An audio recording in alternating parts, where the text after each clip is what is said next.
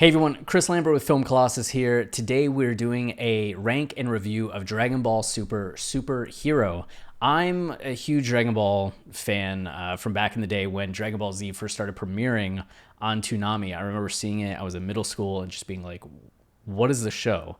What's the Z stand for? Are they flying? Are they shooting energy blast? What is this? I'd never seen anything like it. I loved it.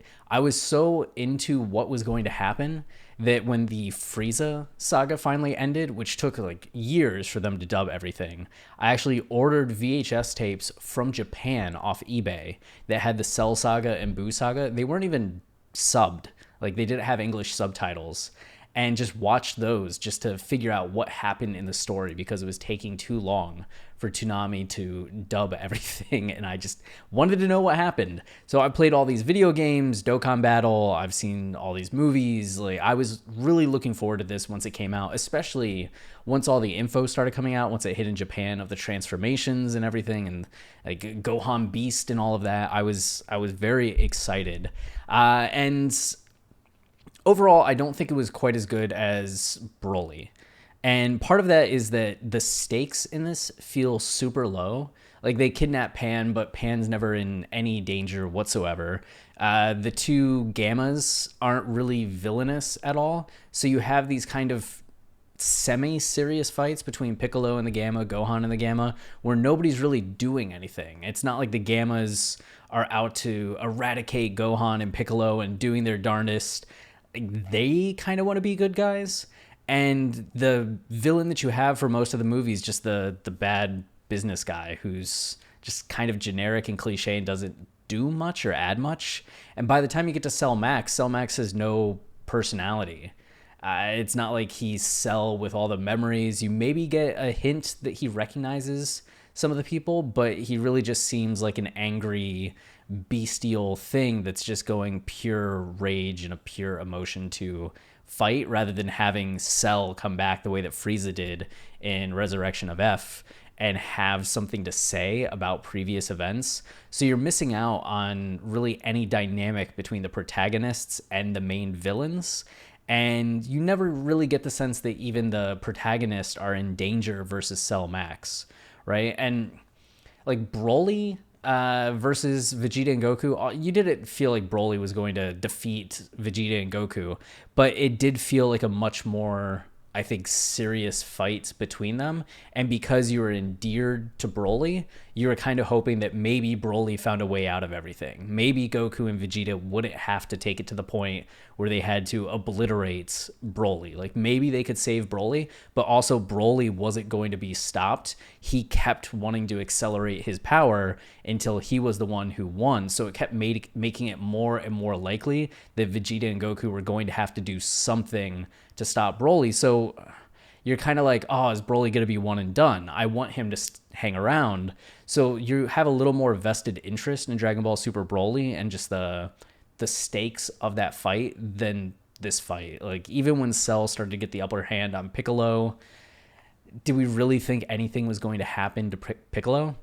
And then Gamma 2 like gets sacrificed, but it's a character we just got introduced to. You like him, but not in the same way that you like Broly or interested in Broly. He adds some flavor to the story, but it's not a story about Gamma 2. And at that point, And then Gohan, like you're kind of waiting around for Gohan Beast. Like that's the thing that we're waiting to see.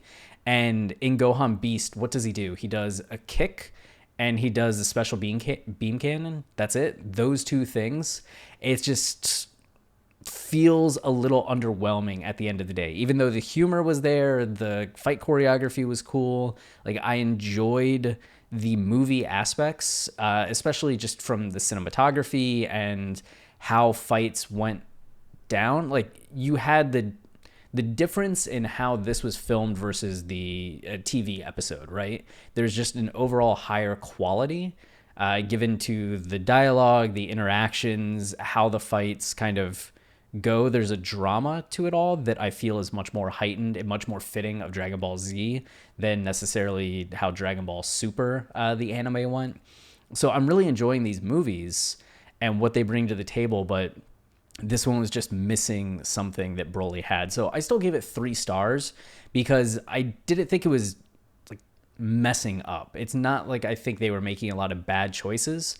It's just I think the choices that they made limited a lot of the power and impact that the film could have, but it was still enjoyable. Characters that don't get to shine got to shine, and reestablishing Gohan as having like being a player in the world of Dragon Ball and being able to step up in fights and do something cool.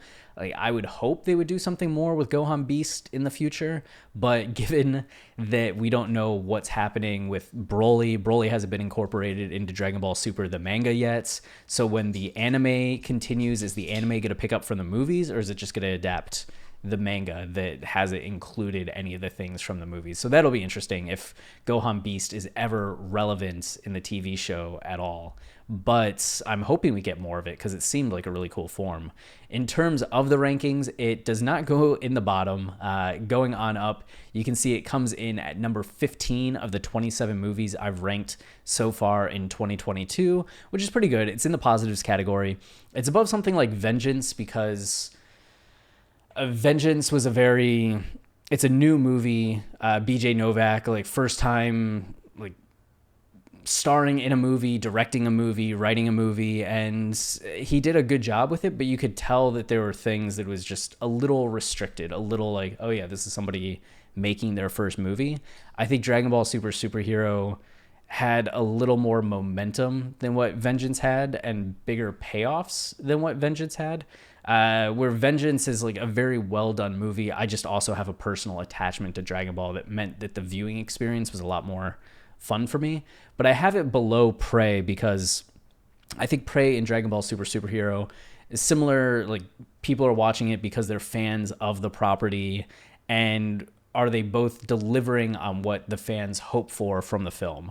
I think Prey just has a little better cinematography, a little more character development. It's just there's more attention to detail in that movie that I think makes it a bit more successful entry into its franchise than Dragon Ball Super. Superhero is a fun entry into the franchise, but it left me wanting just a little more than what Prey did. So I put Prey above it for now, but that's it. Cheers.